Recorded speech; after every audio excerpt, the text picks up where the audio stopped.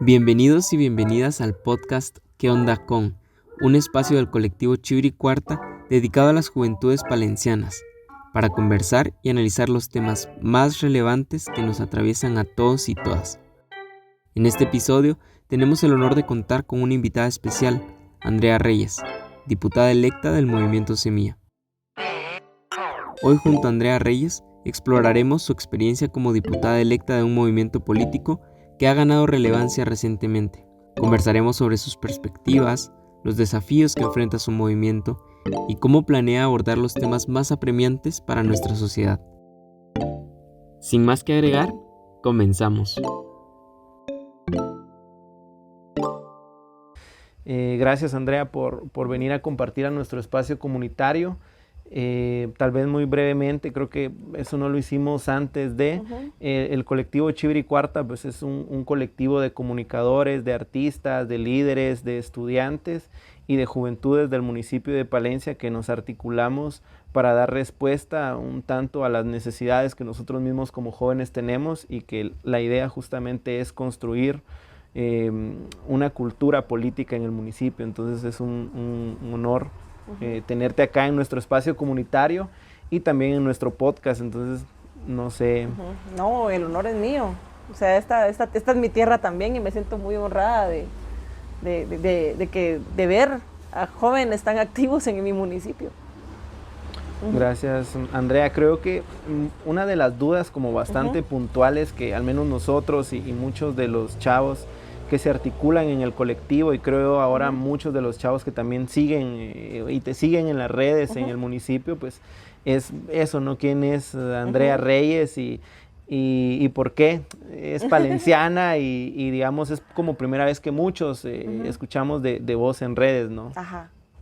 Bueno, ¿quién es Andrea Reyes? Andrea Reyes es una, pues no sé si poner primero mi profesión, mi persona, una persona muy impulsiva. que pues nace aquí en Palencia. Mi papá es palenciano y mi mamá es acapaneca. La movilidad social nos permite eventualmente mudarnos a la capital, entre la movilidad social y también las necesidades laborales de mi papá, porque mi papá sí también una persona muy trabajadora, se llamaba Willy Reyes. Algunos lo conocerán, a otros no. La verdad es que el apellido suena bastante en el municipio, tal vez no por los motivos adecuados, o por los motivos, a ver, habrá que ver. Mi papá, nos mudamos toda la familia a la capital, a la zona 17, no sé exactamente, creo que es una área así gris, que es entre 17 y 18. Y después, yo crezco en esa colonia. Y después, por motivos de movilidad social también, que también mi familia crece, nos mudamos para la zona 15, en la capital. Entonces, por eso es que como al mismo tiempo de que soy ajena al territorio, también sigo siendo parte de ese territorio, porque para mí venir era cuestión de todos los fines de semana. Y venir acá era acompañar a mi papá a hacer sus negocios que hacía aquí con bastante personas locales, digamos. Era venir, como les contaba al principio, a velorios, ¿verdad? Porque mi abuela fallece en el 95, tenía 5 años. Y cuando fallece, 96, perdón, cuando fallece mi abuela, inmediatamente empieza a haber una serie de fallecimientos de familia que está alrededor de mi abuela, y ese recordatorio también de qué es lo que es la infancia, la feria, que es una cosa que mi papá no se perdía, y para mí los recuerdos de la infancia de venir a la feria de Palencia era obligatorio, que todos los abriles había que estar aquí a celebrar a San Benito de Palermo. No, que al final, digamos, el municipio tiene también una historia muy marcada de movilidad, ¿no? Muchas de las familias del municipio, familias digamos, de renombre que dan vida también al municipio, pues se marcan por este tema de estar movilizándose, creo, no solo a la capital, sino muchas se movilizan a Alta Verapaz, a Cobán, ¿no? Es decir, a Petén también. Sí. Muchas familias migran, entonces esa parte creo que es bastante fuerte entender también de que el palenciano está marcado por la movilidad, y más ahora también en las condiciones actuales, mucha gente que está migrando a otros países. Y en ese sentido mencionabas el tema de la feria, que es un tema que a nosotros nos apasiona también un montón, entender cómo nace como toda esta tradición de la feria, pero no sé en tu caso cómo vivías la feria, digamos, al venir desde afuera. Ajá. ¿Cómo vivías? O sea, al principio, porque mi familia también tiene esta costumbre que es muy vaquera, digamos. Le gusta mucho el tema de mi papá era agrónomo. De chiquitas nos ponía sombrero y botas, digamos. Creo que el tema de las botas por ahí va. Va a ir la transformación generacional. Mutaron las botas eventualmente, pero desde entonces como que el tema del sombrero y las botas era como bien, muy, muy de mi casa. Mi papá montaba jaripeo, montaba toro. En la escuela de agronomía tienen su propio equipo de monta, y él era uno de los que montaba. Mi tío también, y se accidenta horriblemente con un toro, entonces a partir de ahí él ya decidió definitivamente ya no seguir montando. Pero ese es como que la relación que tengo con la feria, de venir a la jaripeo, de venir a los juegos de la feria. ¿Alguna vez participaste en el desfile hípico, no? No, me daba mucho miedo montarme en los caballos. Pero mi papá sí participaba, en algún momento sí participó, y mi tío creo que al día de hoy sigue participando. Tengo tíos que siguen, hermanos de mi papá, que siguen participando todavía en el desfile hípico. Sí que es bien curioso el tema de Palencia, porque aunque está como muy cercano a la capital, escasos 30 minutos del centro de la capital, pareciera de que al entrar a Palencia estás entrando a un pueblito de oriente, ¿no? ¿No te sucede? Sí, definitivamente. O sea, yo sí lo percibo así.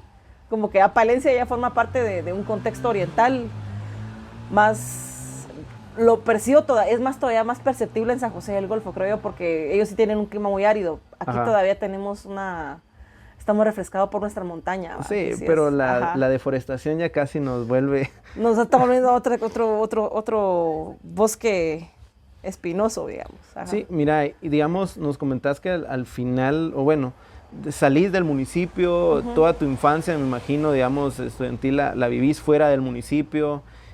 ¿Cómo es esa relación, digamos, de Andrea pequeña, de Andrea niña, con el municipio?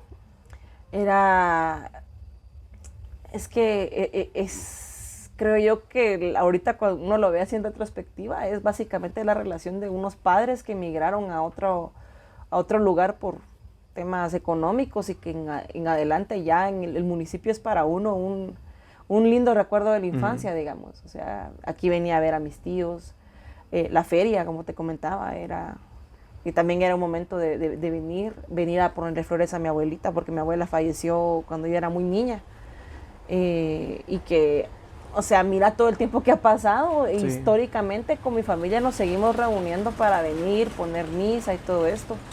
Toda la familia que queda acá, que las tías, abuelas que empezaron a fallecer eventualmente también. Esa es la relación que yo tengo con municipios. Es una relación muy fraternal, muy de corazoncito está aquí.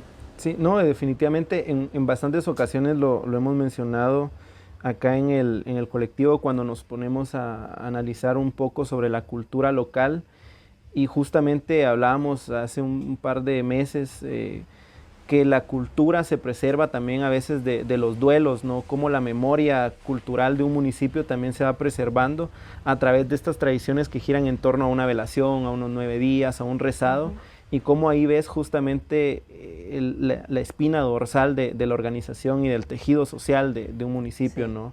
Las formas en las que la gente colabora entre sí, ¿no? Y que al final también eso nos lleva a pensar en esa relación de hermandad que tenés con un municipio.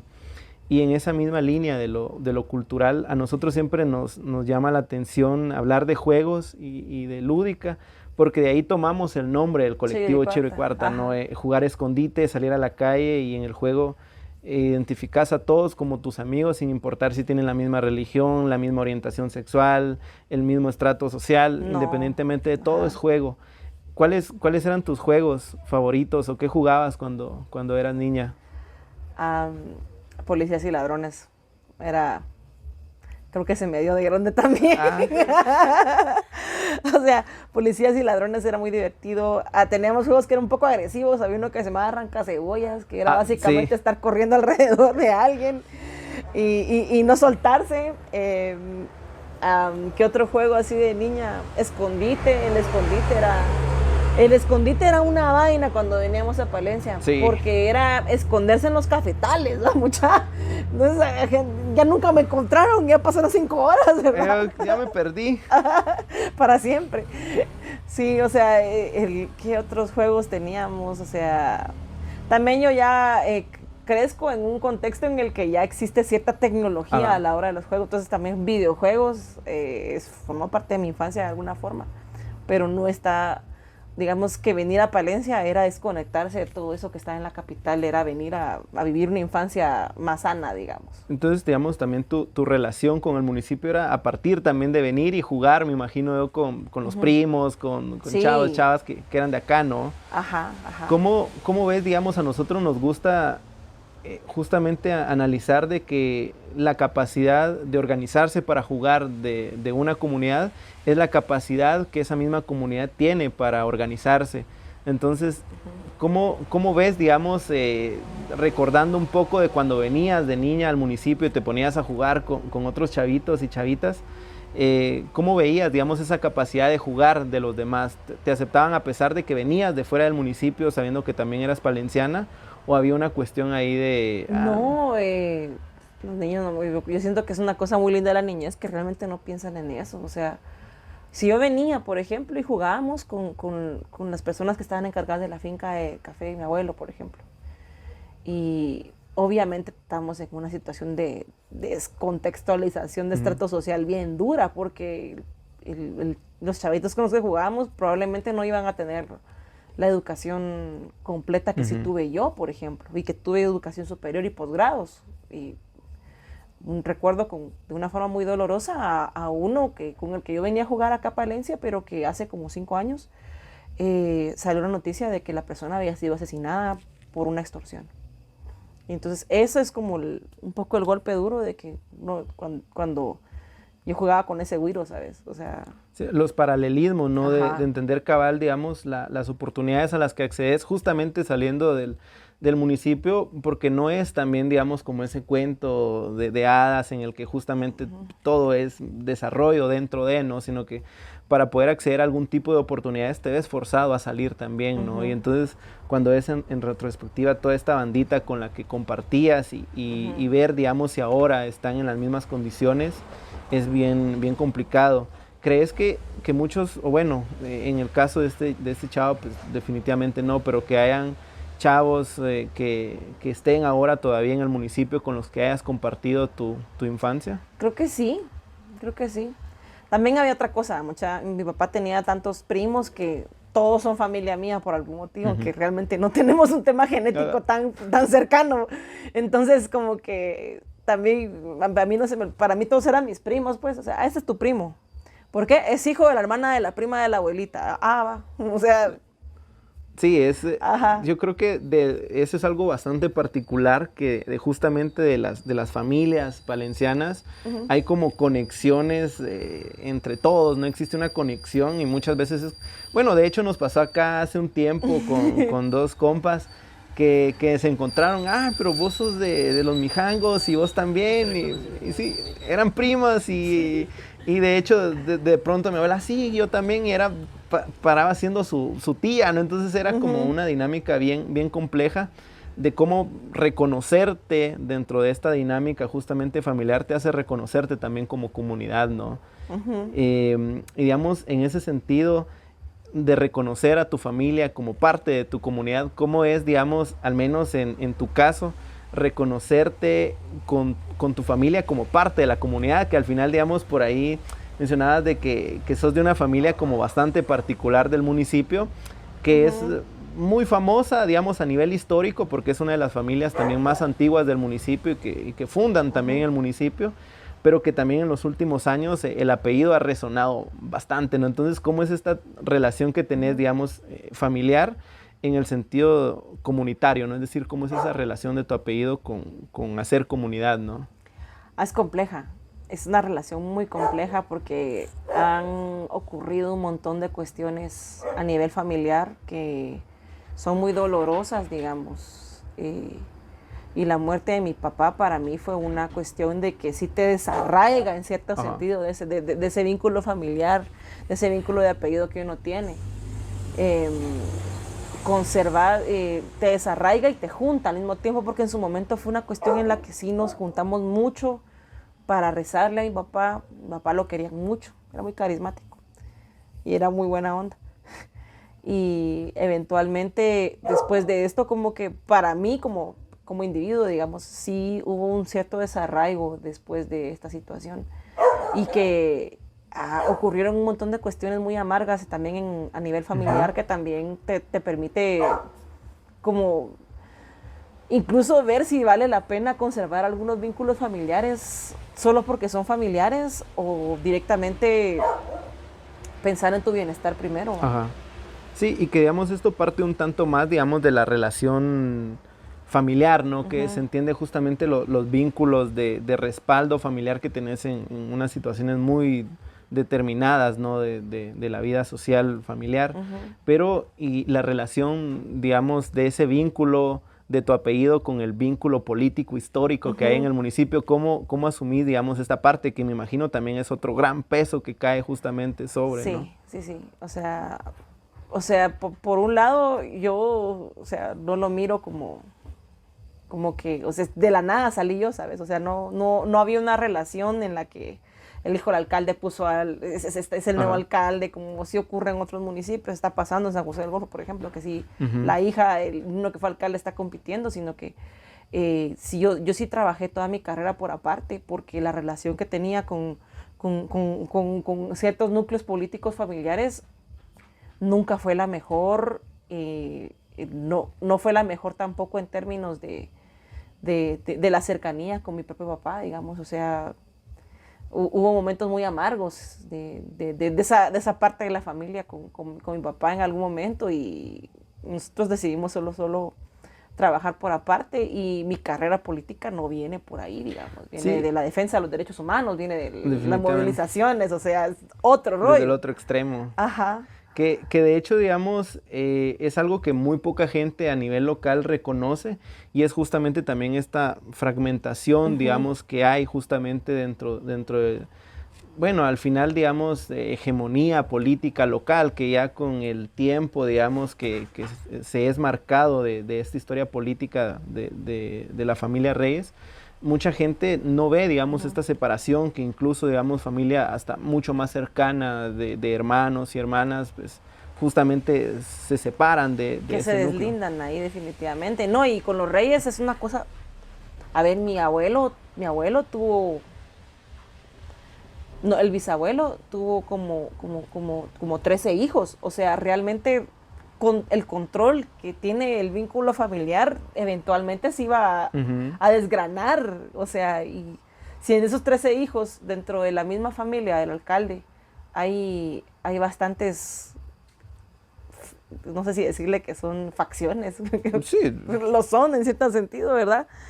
Iba a ser más lógico que eso se fuera a partir en distintos, si tenés otros 10 personas de las que puede salir más gente, digamos. Sí, no, definitivamente. Y que, digamos, la familia Reyes no es, digamos, que justamente de hace 20 años aparezcan en la vida política del municipio, sino hay, digamos, incluso datos de que personas de apellido Reyes fueron incluso ya alcaldes mucho tiempo antes, ¿no? Y que estuvieron, digamos, muy marcados por la historia política del país, ¿no? Durante el gobierno de Jorge Ubico, que hubieron, digamos, algunas figuras que estuvieron muy cerca también luego, digamos, personajes que se vieron involucrados en la misma revolución, en el mismo gobierno de la revolución, y luego durante el conflicto armado interno, que también, digamos, hubo mucha gente que estuvo ahí, ¿no?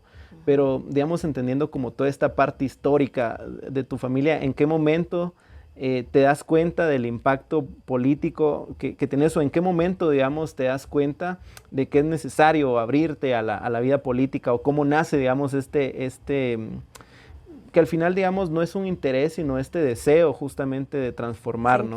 O esta inquietud. ¿En qué momento nace esa inquietud política?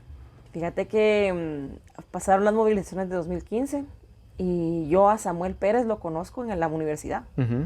Y junto con otro grupo de compañeros, armamos el colectivo Landivarianos, que es uno de los colectivos que fue como contraparte de la AEU en algún punto, cuando la AEU es recuperada, pero antes de eso incluso, porque el grupo que recuperó la AEU su contraparte en la Landívar éramos nosotros, en las movilizaciones de 2015. Y nace justamente estos también espacios de Usaques Pueblo y cuando empiezan a... Exacto, nos articulamos entre universidades y en ese momento es que yo conozco a Samuel. Samuel sí ya tenía como las claras intenciones de aquí lo que hay que hacer es tomar el poder, me dice, porque como manda el poder puede representar a la gente. Y yo, pero será, hay muchos clavos en la familia por esto, hombre, o sea... Como, vengo saliendo de allá por esto. Ajá, y recordando un poco también el tema político en el municipio, que por un lado mi papá tenía a un primo suyo, hermano, compitiendo por la alcaldía, y a un primo segundo, digamos, que no es legalmente ese término no existe, pero es un primo segundo en cierto sentido, compitiéndole la alcaldía a la misma persona. Y otro primo por ahí, que también era primo hermano de él, que ya estaba coleando la tercera posición en algunas elecciones. Entonces, sí se volvió un problema familiar la ambición política de algunos personajes. Entonces, yo no quería meterme en problemas políticos, en problemas familiares por esto, y no debería realmente, o sea, porque... En parte por eso cuando empiezo a activar en el partido, en Movimiento Semilla, prefiero hacerlo en la metro para evitar ese problema. Es más, cuando me empadroné, decidí, mejor voy a votar en la capital porque si voto aquí en el municipio va a ser problema por quién voto. Porque hasta ese es problema, ¿verdad? Sí, no, definitivamente. Ajá. Mira, a mí me parece curioso que, digamos, el municipio es un pueblo, digamos, bastante olvidado, incluso uno podría decir que es un pueblo muy apolítico, ¿no? Y que mucha gente se reconoce apolítica, lamentablemente, ¿no? Que no es la definición correcta, pero que el municipio ha estado presente en momentos como bien importantes de la vida social política del país. Primero, digamos, el doctor Francisco Escobar, palenciano, está dentro de los primeros estudiantes que fundan la AEU, ¿no? Ajá. Y luego tenemos a Andrea Reyes, que funda otro de los colectivos estudiantiles importantes de la historia reciente del país y que está ahí, ¿no? Entonces, creo que es bastante importante reconocer que palencianos han estado dentro de espacios importantes a nivel político. Y que en ese sentido es también importante reconocerles y acuerparles, ¿no? Porque también es una cuestión bastante compleja. Y acá te pregunto, digamos, ¿fuiste también parte justamente de las bases que fundan Semilla después del 2015? ¿O cómo es tu relación después de eso? Mi relación con... Lo que pasa es que después de 2015 me dedico un poco más al activismo, más que a hacer política en sí misma, digamos. El problema es que cuando yo me dedico solo al activismo, yo formé parte también del primer grupo de Justicia Allá, el colectivo que convoca a las primeras manifestaciones en 2015, y me quedo en ese colectivo como pensando, bueno, tenemos ahorita un momento importante en el que se puede pensar en algún tipo de reforma, hagamos una reforma judicial, pensamos para poder cambiar el sistema de justicia, para que haya justicia para la gente, etcétera, etcétera, y se ve truncado. Es como que la frustración de solo estar activando desde afuera del sistema es que no me deja como tampoco, ni me permite tampoco quedarme solo en ese espacio que en cierto sentido para mí fue quedarme en una zona de confort que ya no me estaba dando confort. Pero 2019, 2018 mi papá se empieza a enfermar y eso genera una crisis familiar muy grande porque con esa situación con mi papá sí fueron 2 años hasta que él falleció en el que yo no me podía permitir pensar en nada más. Sí, o sea, no, solo seguir con su legado en términos empresariales, porque él siguió con su negocio. Y yo estuve al frente de su negocio en algún momento, así por 2 años seguidos, sin saber nada del tema, porque ¿qué voy a saber yo de camiones? Él vendía camiones, ¿no? Y después de esto, en 2021, en 2021 es cuando Samuel me dice, bueno, entonces, ¿te vas a apuntar o no te vas a apuntar? Entonces, ¿sabes qué? Démosle. Y ahí es como yo me involucro en Semilla. En algún momento formé parte del famoso listado de firmas que dice Curruchiche, que dice que son falsas. Dice él, en su momento más esquizofrénico. Ajá, sí, Curruchiche dice que son falsas, pero el problema es que el tribunal me rechazó esa afiliación, que la hice en 2017. Y entonces cuando me rechaza mi afiliación y la de toda mi familia, por cierto, porque también esa hoja de afiliación completa no salió inscrito ninguno en el partido, Más adelante sí veo yo como que no me voy a meter ahorita, pero cuando ya me llama otra vez Samuel, porque estábamos conformando el otro espacio a lo interno del distrito, de la metro, es que me dice, te tenés que afiliar, ¿va? Ah, basta, bueno, solo que yo no procurar eso, lo procuran ustedes, les dije yo. Y me afilio al partido, activo en la metro, formo parte de la coordinadora de la metro, que es la metro, como no es una estructura legal porque es muy difícil conformarla, tiene más de 4,000 afiliados, las asambleas son de 400 personas, eso es una cosa que no se puede conseguir, gente juntar 400 gentes para hacer una asamblea, ¿no? ¿De dónde las metes en un espacio? Ajá, en el estadio, Entonces, no sé, o sea, no tiene sentido, para empezar a convocarlas y que lleguen, o sea, eso ya es complejo. Entonces, no hay estructura legal en la metro, pero el partido genera otro espacio democrático para poder que la toma de decisiones de la metro sea autónoma, aunque dependa en cierto sentido todavía del CEN. Entonces, la coordinadora de la metro es este espacio en el que yo formo parte de esa coordinadora. Se organiza en cierto sentido el municipio y logramos hacer algún tipo de actividades, generar contactos, llamar gente. Logramos involucrar algunos cuadros interesantes, como por ejemplo Elena Mota, que es de ese primer esfuerzo de atracción de jóvenes al partido. Y que también va justamente de landivarianos también, ¿no? Y que también sale sí, nosotros utilizamos el trabajo que habíamos hecho de base para poder llamar jóvenes de landivarianos al partido y jóvenes de la USAC también, ¿verdad? Y esa fue como que la dinámica. Después, en el departamento de Guatemala, no sé si ustedes se enteraron de una serie de rolas que fueron, de una serie de conflictos internos que fueron muy públicos. Sí, que de hecho, digamos, perdón ahí el gran paréntesis, a mí, digamos, cuando apareces, ¿no? Y que te empezamos a ubicar, porque, digamos, acá al pueblo pues llega como muy tarde todo, ¿no? Yo dije, bueno, que eras, digamos, de las bases de Semilla y que justamente de todo este movimiento estudiantil. Yo en el 2019 participo con Semilla acá a nivel local y fue como yo tratando de bajar libros y hacer memoria. Yo, bueno, y la conozco, no la vi. Y entonces, cabal, digamos, en medio de todo este, digamos, despilfarro de desinformación y de problemas públicos que justamente mencionás, ¿no? Entonces fue como...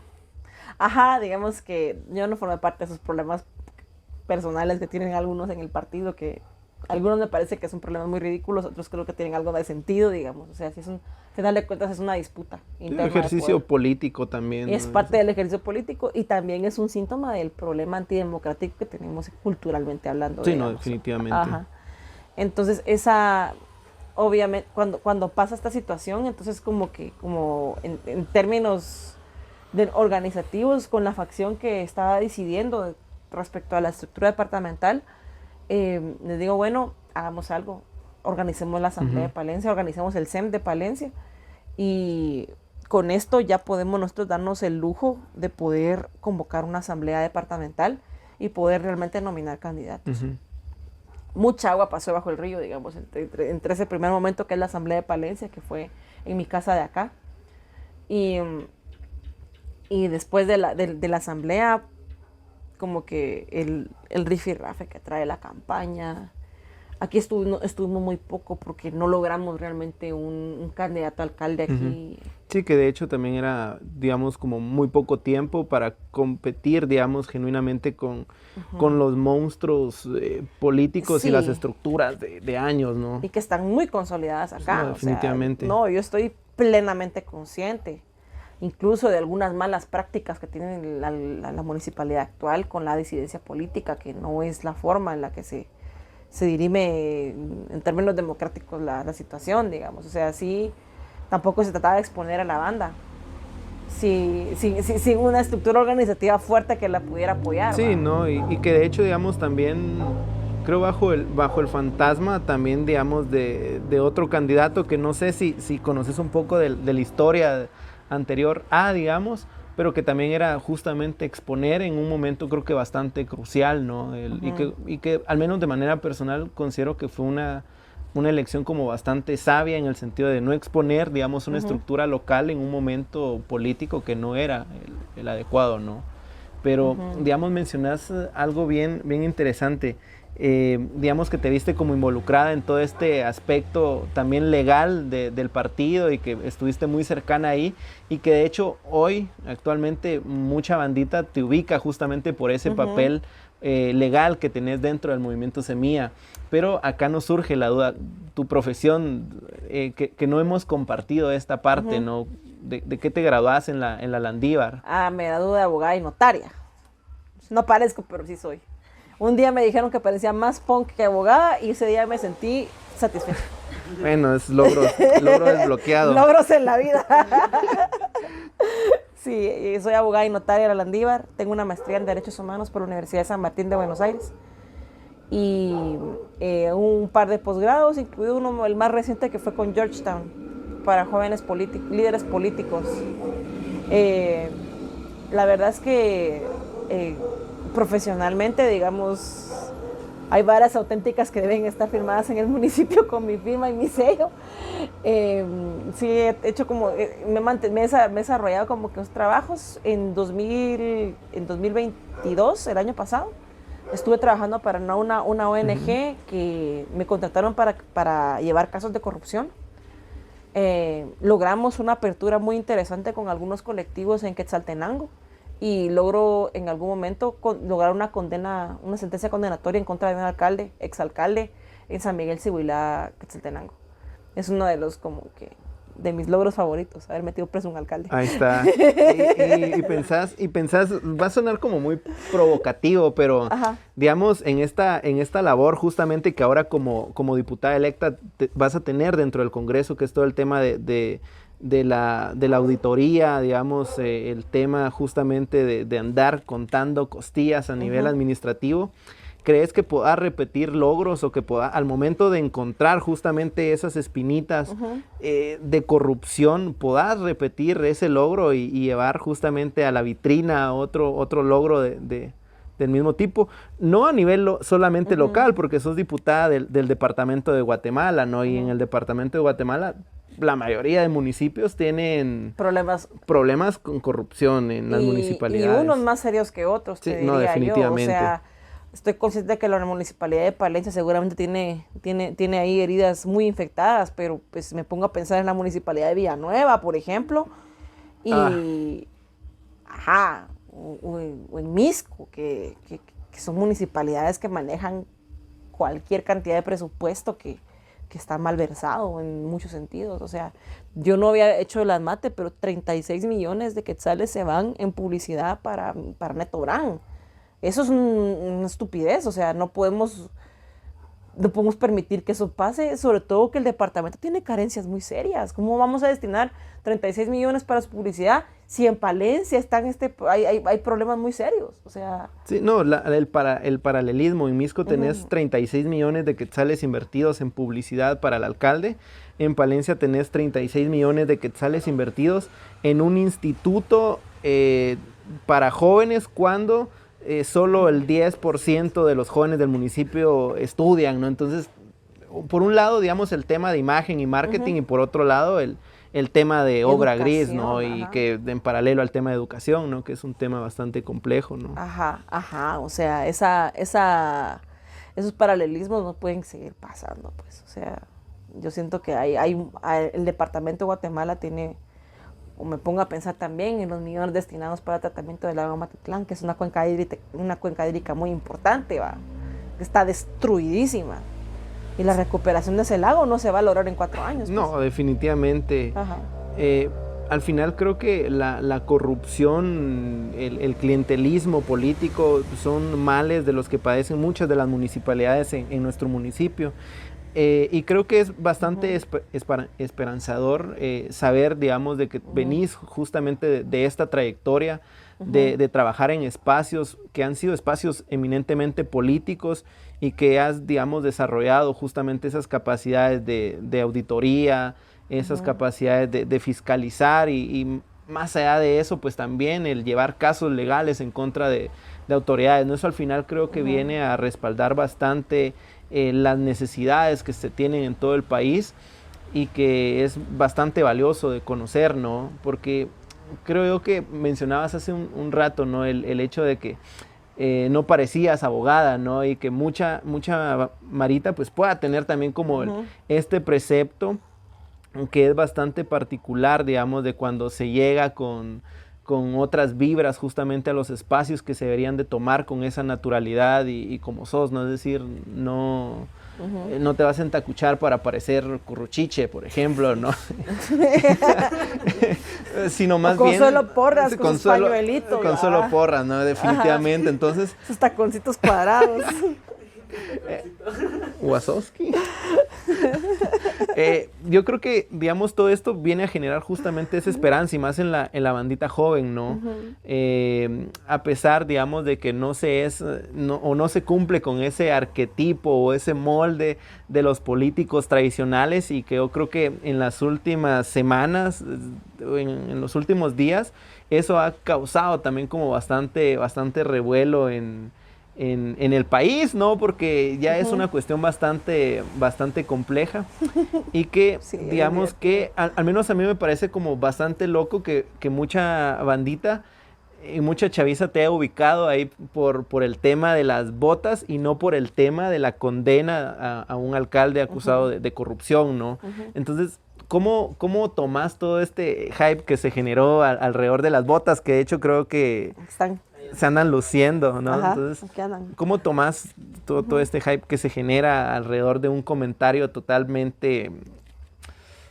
no sé ni cómo llamarle, porque de hecho... Un ataque, eso fue un ataque, sí, directamente, en su lógica, con la percepción de la realidad toda alterada, pero, sí. Pero fue un ataque que le salió muy mal, ¿verdad? Y que en un momento en el que yo, platicando con Román, les digo, todo les mal les sale a estos, ¿verdad?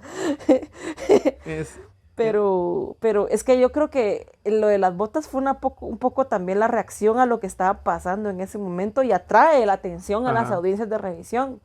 No sé si solo yo lo viví así, digamos, porque yo estaba metida en varias audiencias de revisión cubriendo algunos departamentos donde no teníamos estructura, digamos. Algunos se acabaron súper rápido, la de Hugo se acabó en 20 minutos. Y por otro lado tiene la audiencia de Alta Verapaz y el Distrito Central que se tardó 4 días, casi. Entonces, queda esa como que sensación de que en mi vida pensé que iba a ser Fashion Icon, o sea, si algo no iba, ajá, o sea, si algo no pensé que fuera a ser en la vida, era Fashion Icon, miramos. Es que es todo un tema bien complejo, yo te comparto porque... de hecho, digamos, está justamente en mi trabajo con una compa y estábamos viendo Twitter y fue como, mira esto, y de hecho, pues, a este chavo lo conozco porque es de la facultad y yo digo, madre, es este cuate, ¿no? Y en automático empezamos a ver cómo se empieza a viralizar, ¿no? Y toda la mara compartiendo sus botas y que de hecho... Todas las chavas sacándose sus fotos con botas. Y de hecho, digamos... 2 días antes, había mi cuata, mi compa de trabajo, había conseguido estas botas, de hecho, en la Megapaca. Y fue como, madres, a partir de acá van a subir. Y te lo puedo decir, digamos, visto desde el campo.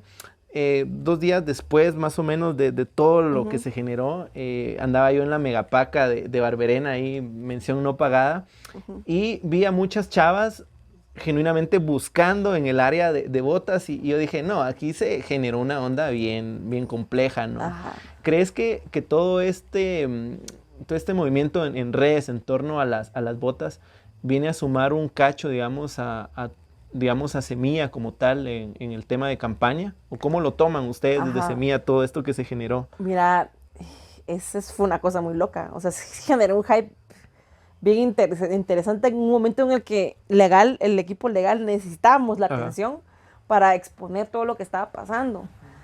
Pero por otro lado también establece como una especie como de marca personal, no sé qué decirlo, porque yo estas botas las caminé con todo el departamento de Guatemala haciendo campaña. Y creo yo que nunca habían tenido la atención hasta en ese momento que esta persona hace el comentario y toda la gente me sale a la defensa, digamos, sale a la defensa de mi derecho de autodeterminación en el uso de botas, ¿va? Y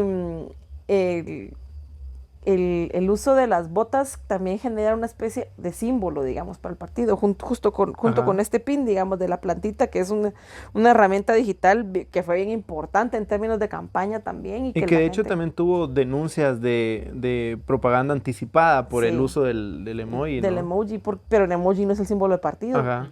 Y además, otro dato interesante, los partidos políticos tienen derecho a posicionar su logo fuera del tiempo de campaña.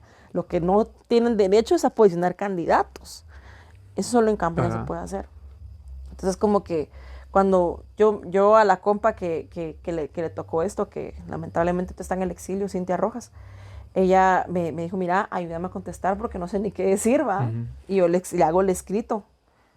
Y en el escrito le explico bien, en el escrito le explico bien por qué la plantita no es el símbolo de semilla. Pareciera como obvio, pero Sí, varias cosas de la denuncia que nos hicieron, porque es una denuncia anónima, no sabemos quién nos la hizo. Doctrina de por qué es importante que pasen por filtros en términos administrativos las denuncias y no te anden poniendo a contestar denuncias de un cuate que saber quién es o con qué intenciones te denunció. Sí, que sin ningún sentido. Y además que a Cintia en ese sentido también la estaban como criminalizando por expresar su opinión por situaciones de... ganó las elecciones Petro, tiró su opinión en redes sociales y por eso le querían achacar campaña anticipada. Sí, entonces, que fue, digamos, un tema bastante complejo que al menos nosotros seguimos como muy de cerca, porque al final también es chaviza, estando en espacios políticos y que representa también a toda la chaviza. Y que, digamos, aunado como a toda esta parte de los símbolos que ahora se van entretejiendo en torno al partido, justamente también hay otras figuras políticas dentro del partido que también han abonado, digamos, cabal como a este... ¿Cómo es aquel meme? El starter pack, ¿no? De Movimiento Semilla, que no sé si ya salió el meme, si no lo vamos a generar para el episodio. No, yo creo que ya salió. Debería haber salido ya, me extraña, el ingenio de la chaviza está quedando atrás. Vamos a buscar, si no, vamos a sumarlo con el episodio, ¿no? Que es, digamos, también como todo este símbolo de identidad, ¿no? Por ejemplo, aparece la chaqueta de lona de Samuel, el sombrero de Marcela, las famosas botas. Las famosas botas. Que acá la pregunta es, ¿tienen que ser Dr. Martens o no? Es la pregunta seria. No sé, las botas Dr. Martens son de paca, ¿va? O sea, no les voy a mentir, son de paca. Y tengo otro par que no son de paca, ¿verdad? Y ahí siento yo la diferencia entre las que son de paca y las que no son de paca, ¿va? Las que no son de paca las tengo yo guardaditas porque son caras.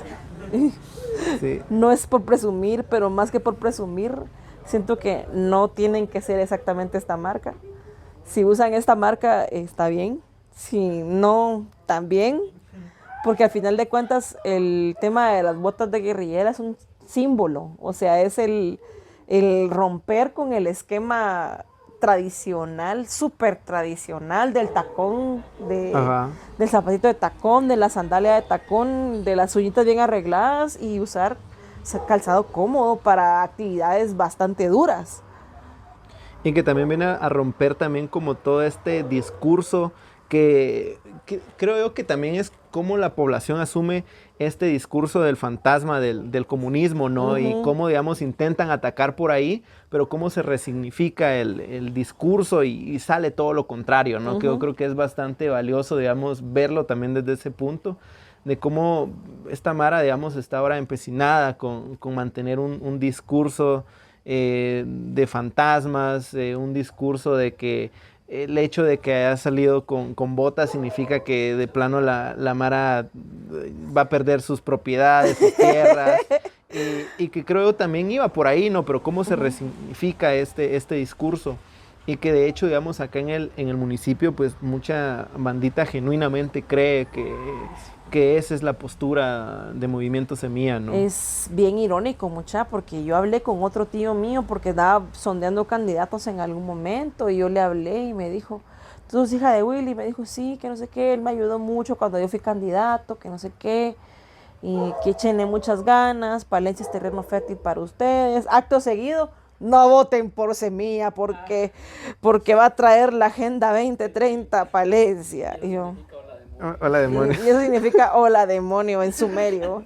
No, y que también, digamos, el discurso, al menos que se está manejando ahorita en Palencia en torno a Movimiento Semilla, que de hecho ya participó Semilla en el municipio en el 2019, y que, digamos, era totalmente, otro discurso totalmente, ¿no? Pero que la bandita ahora está justamente corriendo justamente por este discurso de que si Bernardo llega a la presidencia, vamos a tener un gobierno que nos va a poner a hacer cola para ir a conseguir jabón, que nos van a poner a hacer cola para ir a comprar harina.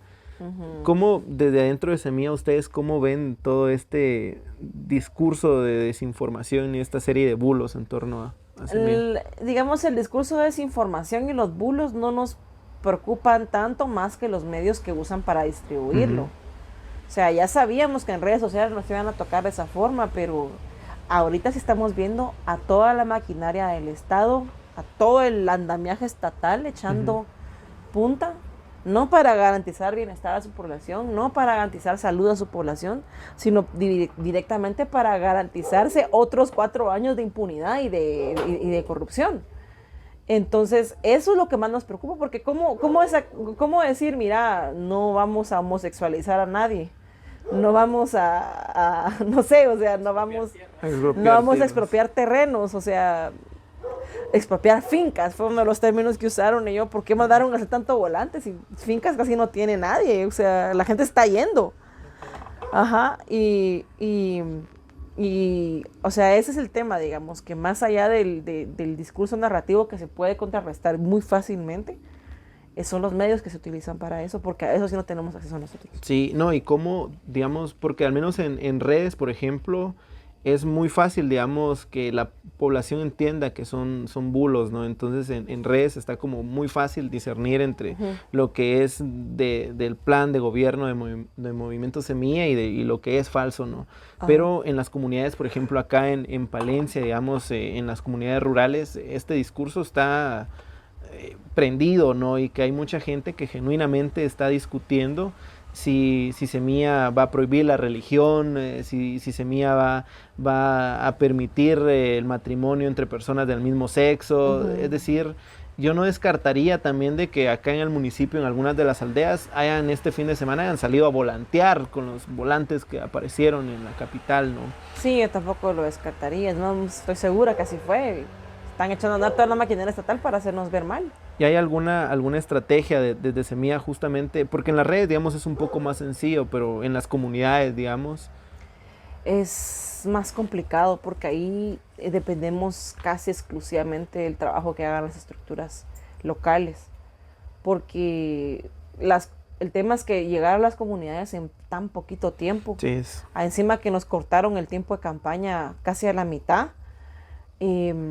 Va a ser uno de los desafíos más grandes que vamos a tener en 20 días que tenemos de campaña para la segunda vuelta. Y es prácticamente así como la chaviza nos puso su fe en nosotros de venir y de hablar con sus familiares y decir, no, mamá, ¿cómo vas a creer que van a prohibir la religión? Si no miras que el señor es cachurreco,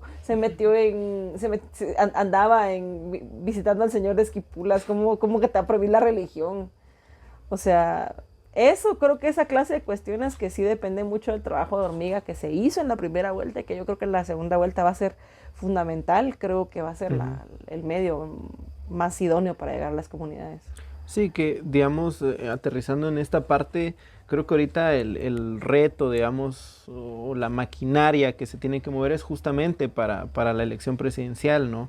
Porque de hecho creo que la mayor parte de diputados que ahora son una fuerza bastante importante dentro del Congreso, ya tiene marcado justamente un territorio que ganó, pero que aún así, digamos, la bandita está justamente creyendo también de que si los resultados no benefician a Arévalo, por ejemplo, también los diputados van a tener este tipo de agenda dentro del Congreso. Entonces, no sé si ustedes, al menos acá a nivel local ha sucedido de que mucha bandita está también deslegitimando las agendas que tienen los diputados o que llevan, pero en tu caso, digamos, como para ir puntualizando en esta parte, desde el momento de que ves que entraste al Congreso, ¿hay algún mecanismo, alguna estrategia, propuestas legislativas, alguna propuesta también que vas a desarrollar como diputada?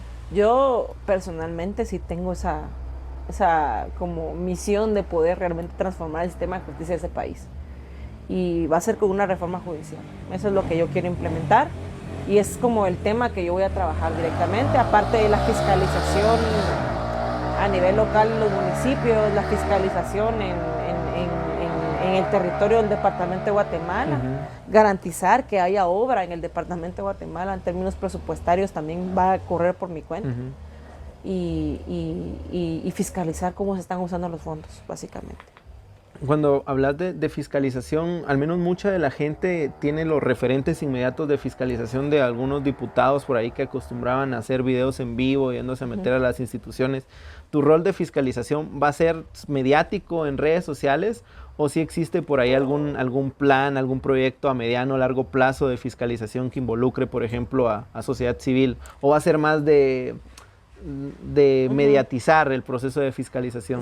Las dos. ¿Las dos? Las dos. O sea, no puede ser solo venir y no me atendió el gerente de Impagua, voy a hacer un live para troceármelo. No va por ahí, pero sí viene mediatizándolo. O sea, el día de hablar con la ciudadanía, explicar, bueno, el día de hoy tratamos de hacer una fiscalización en la Municipalidad de Palencia, pero lamentablemente la Municipalidad de Palencia sigue sin responder las preguntas que yo envié por anticipado, sigue sin garantizar que el gasto sigue usando de calidad. Es complejo, pero creo que el plan está muy estructurado en esa línea, porque yo creo que la gente sí tiene que saber qué es lo que hacemos en el Congreso. Sí, no, y de hecho, digamos, creo que al menos acá en el municipio es primera vez en la historia política reciente que la gente le está poniendo atención a los diputados, ¿no? Es primera vez de que la gente justamente tuvo un discernimiento para votar y saber elegir, ¿no? Yo creo que eso fue reflejo de la cantidad de diputados que entraron del departamento de Guatemala.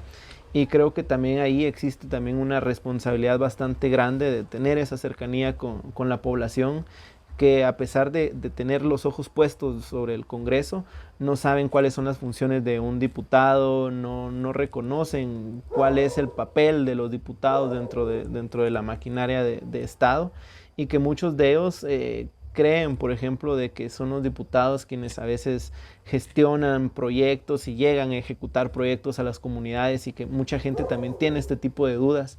Y muchos también tienen como algún tipo de esperanzas en torno a la fiscalización, en torno a poner candados también para el clientelismo político.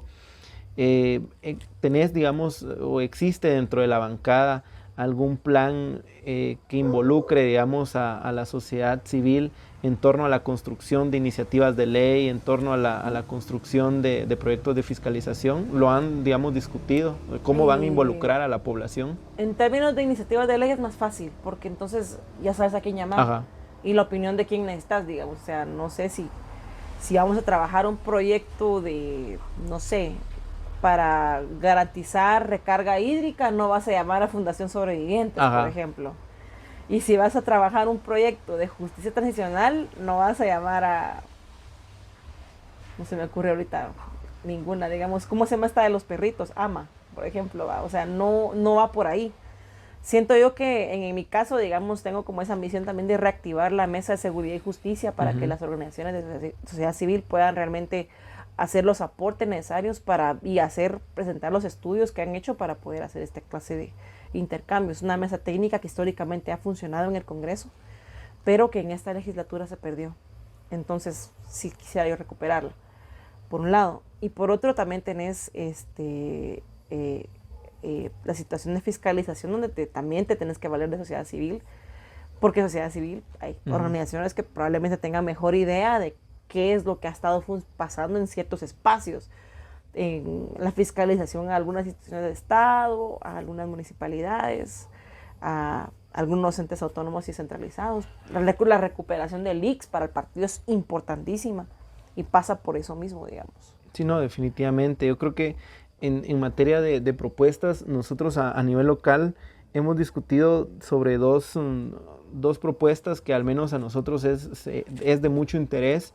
La primera es que en el país, digamos, a pesar de tener una población mayormente joven, no dispone de una ley de juventudes, ¿no?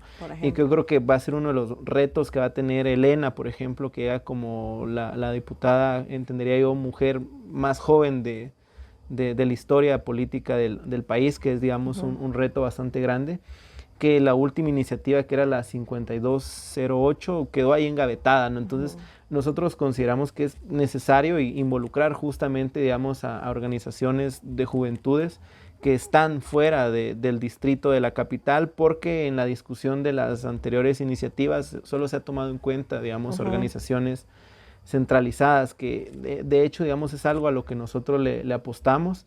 Y hay un tema bastante importante que a nivel local nunca se ha discutido y tiene que ver justamente también con lo cultural y la historia.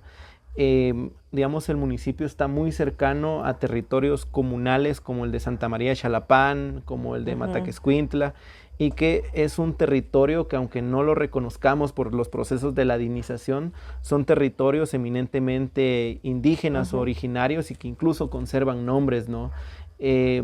Digamos, por ahí, de hecho, digamos, si en algún momento se logra concretar, digamos, esta pregunta es un poco más desde el colectivo, ¿no? ¿Crees que en algún momento, cuando un proceso de investigación comunitaria diga de que el territorio de Palencia es un territorio originario o indígena, puede existir desde el Congreso algún tipo de iniciativa que ayude a coadyuvar esos esfuerzos para reconocer un territorio como tal?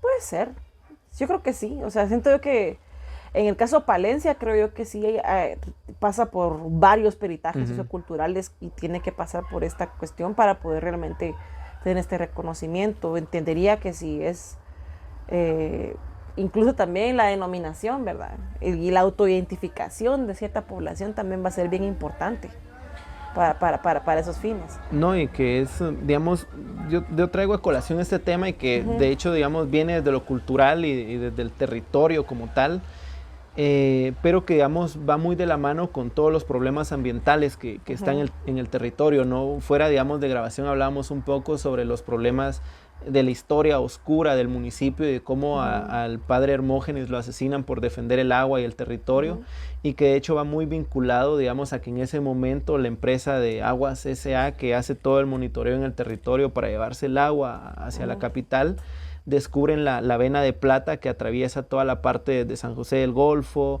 que atraviesa Palencia y que de hecho, digamos, va a culminar en el proyecto minero El Escobal en San Rafael, ¿no? Y que esto convierte a Palencia en un territorio amenazado también a la minería, y que de hecho, digamos, hay 12 licencias en trámites para proyectos mineros dentro del municipio. Hay una mina funcionando, un proyecto extractivo en una aldea que mucha gente sospecha que están extrayendo también minerales, y el caso más cercano de La Puya, ¿no? Que tenemos ahí todo el problema del arbitraje y todo el tema de la consulta. Ustedes desde la bancada de Semilla, ¿qué postura van a tomar respecto al tema ambiental y al tema extractivo en el país? Bueno, ya tenemos presentada, esa no es postura, esa ya es una iniciativa de ley que presentó el diputado Román Castellanos, que es la iniciativa de la moratoria minera, digamos. ¿Cómo vamos a hacer para garantizar que si van a extraer materiales sobre las licencias que ya están aprobadas, que esa extracción se retorne realmente a la población y no se quede en los bolsillos de las mineras internacionales? Esa es una de las iniciativas de ley, en mi opinión, mi favorita, pero no la digan porque dicen, van a decir que quieres expropiar terrenos. Ya lo dije en público, upsi. Córtenlo, no, mejor no lo corten. Y por otro lado, también que la postura del partido en tema extractivo ha sido muy fuerte. O sea, La defensa del territorio, la defensa de la naturaleza ha sido uno de los pilares fundamentales del partido y no es una cosa que se vaya a abandonar solo porque tenemos 7 diputados, al contrario, porque entonces la población palenciana va a entender a los vecinos de San José del Golfo en su lucha histórica de defender el territorio acá. Que de hecho también Palencia está dentro del área de impacto. Del polígono. Sí, dentro del área de impacto ambiental y que de hecho también, digamos, en el municipio estuvieron las oficinas de Derivadas 7, ¿no? De la empresa, entonces también nos atraviesa, porque de hecho, aunque mucha gente no lo sepa y no lo reconozca, hubo también varias personas criminalizadas del municipio que estuvieron cercanas, ¿no? Pero que hubo también un proceso de invisibilización de esa lucha y de generar apatía, ¿no? Hacia la resistencia de la puya. Pero en ese sentido, digamos, de esta apatía que también es consecuencia de la nula cultura política en el municipio, y conociendo, digamos, también de toda tu trayectoria, no solo, digamos, dentro del movimiento político partidario, sino toda tu trayectoria dentro de los movimientos sociales, preguntarte, ¿no? Más allá de que ahora sos diputada electa, vas a estar, ¿no? Cercana, digamos, a las organizaciones de base, a las organizaciones comunitarias, para articular, porque yo creo que sí son necesarios todos esos esfuerzos de personas que tienen toda esta experiencia y trayectoria de organización comunitaria para poder rearticular a la población, digamos, en el sentido organizativo. Te pregunto, es decir... Esa articulación te diría yo que va a ser hasta vital para nosotros el otro año. Estamos en el entendido de que no nos quieren dejar competir en una segunda vuelta. No nos van a querer dejar tomar posesión si ganamos la elección. No nos quieren dejar tomar posesión como diputados o los diputados electos. Y si logramos ganar esa batalla legal, estamos en el supuesto en el que vamos a estar en gobierno, con Consuelo Porras todavía instalada en el Ministerio Público y con ataques constantes al gobierno central. Van a haber citaciones, van a haber antejuicios a los ministros por cualquier motivo ridículo que Consuelo se le ocurra. Y ese ataque para nosotros está bien claro que eso no va a cesar. Y las alianzas más fuertes que tenemos nosotros como partidos son las alianzas con los movimientos sociales. Los movimientos sociales nos van a ayudar a gobernar realmente. Y esa es la importancia también de la apertura que va a tener el partido con los movimientos sociales, que van a ser los movimientos sociales los que van a gobernar, los que van a poner agenda por primera vez en la historia del país. Esa es una cosa que tenemos que trabajar, tejer más fino, es cierto, pero el espacio está, porque la realidad es que sin mayoría en el Congreso, porque solo tenemos 23 diputados, sumarle a esos 23 diputados 4 o 5 que anden ahí perdidos en partidos que quieren ser partidos del bien, digamos, que leyeron el momento histórico, que tienen algún tipo de interés social, que era una cosa que yo hablaba con alguien, de que tal vez Tres Quiebres puede ser un gran narco, pero puede ser que sí le interese a la gente, por ejemplo. No sabemos. Sí, o también todos los partidos que entraron, pero eran partidos satélites, ¿no? Y que también puedan convertirse en una amenaza dentro de... No, entonces tenemos esa lectura en el que dentro de todo no hay mayoría para el lado de la luz, ni tampoco para el lado oscuro. Y por lo mismo, la importancia para poder ejercer esa presión va a ser bien grande. Y esa presión solo las organizaciones sociales lo han podido hacer. Mira, y en ese sentido ya justamente como para ir aterrizando y finalizando esta parte, que es algo, digamos, que al menos a la población en el municipio le interesa un montón, y más, digamos, en el contexto, yo creo que no solo acá en el municipio, sino a nivel nacional. Al final, ¿cuál crees que es el papel que deberíamos de tomar desde sociedad civil para acuerpar, digamos, esta esperanza que se está generando ¿Y cuál crees que sea el apoyo que también la población ahora en este momento tan crucial y el próximo año debería de dar al movimiento? Digamos, yo creo que el apoyo es prácticamente el trabajo en conjunto que vamos a organizar desde sociedad civil para arriba, digamos, en términos de diputación al pleno del Congreso y aprobación de iniciativas de ley que vayan en beneficio de la población local. O... no sé, cuestiones como, mira, está pasando esto en el municipio, ahorita tenemos un problema serio de agua por este y este motivo. La fiscalización que ustedes han logrado hacer a nivel local, a mí me podría servir incluso para poder hacer una fiscalización más fina en términos de bajar esto, o incluso el propio litigio estratégico, que es otra cosa que no saben, pero la bancada lo hace y lo ha hecho. A mí personalmente ya me tocó que manejar un par de amparos para garantizar que algunos municipios tengan acceso al agua potable o acceso a drenajes. O sea, es cuestiones que parecen básicas, pero los municipios no lo están haciendo y están dejando al su suerte a varias comunidades. Esa clase de cuestiones creo yo que son las que vale la pena trabajar en conjunto con organizaciones de carácter local, que que va a ser bien necesario hacerlo. No podemos pretender que vamos a gobernar, en caso de que Bernardo Leiva lo gane, o legislar en nuestro caso, solo con los dos pies sentados en el Palacio Legislativo, sino, esto lo decía Yoyo Jackson, actual secretario general de la presidencia en Chile. Vamos, si estamos gobernando, estamos con un pie, en nuestro caso, un pie en casa presidencial, en el Palacio Nacional, y el otro pie en la calle. Es importante, desde ahí nace justamente también, o sea, es en la calle donde se tejen las desigualdades y es ahí donde también hay que atacarlas, ¿no? Y qué más importante de tener los pies bien puestos y más con botas, en tu caso, firmes, ¿no? Y que de hecho, digamos, creo que esto nos da a nosotros una apertura justamente para discutir con toda la chaviza que al final también tiene estas esperanzas de tener mejores condiciones de vida, no solo en el municipio, sino en el país. Y que al final creo que este tipo de espacios al menos a nosotros nos sirve justamente para llegar a algunos pequeños nichos, pero que ya esto aporta un montón a generar esta cultura política. Tal vez ya para despedirnos, pues agradecerte el espacio que hayas tenido, que hayas venido a acompañarnos, para nosotros pues es bien valioso, porque digamos al final también el espacio comunitario se teje desde ahí. Nos hubiera encantado que conocieras a la otra bandita, tal vez en otro momento. En otro momento no nos quieren dar golpe de estado. Se puede dar, pero no sé, digamos, algún mensaje que le quisieras dar a la bandita que va a estar escuchando, las redes en donde pueden encontrarte, en donde pueden acuerpar y otro mensaje, ¿no?, que quisieras compartir desde el movimiento, ¿no?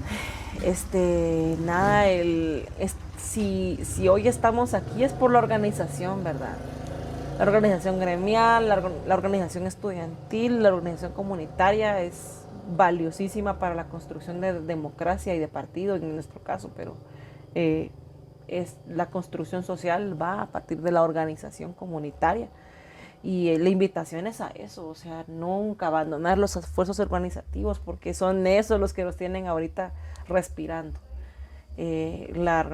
Un saludo muy grande a los oyentes.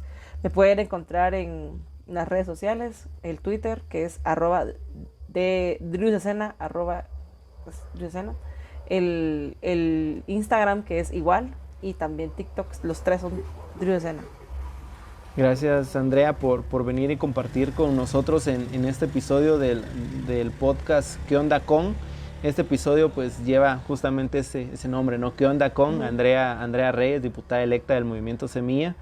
Mi nombre es Wellington Osorio. Fue un gusto haber compartido en este espacio, haber platicado en este episodio, agradecerte y pues esperamos seguir compartiendo en otros momentos, ¿no? Y pues muchas gracias. Este es el final del episodio. A mí me cuesta un montón, entonces pues solo vamos a hacer el corte tradicional y poner musiquita de fondo. Pero gracias, Andrea, un gustazo tenerte acá en la terraza y en el podcast. A ustedes, gracias por la invitación y por el espacio. En ¿Qué onda con? No solo escucharás opiniones, también podrás participar. Queremos involucrar a nuestra audiencia y hacer de este podcast un espacio interactivo donde tus preguntas, comentarios y sugerencias son fundamentales. Síguenos en redes sociales para interactuar con nosotros y hacernos llegar tus propuestas. Hasta la próxima.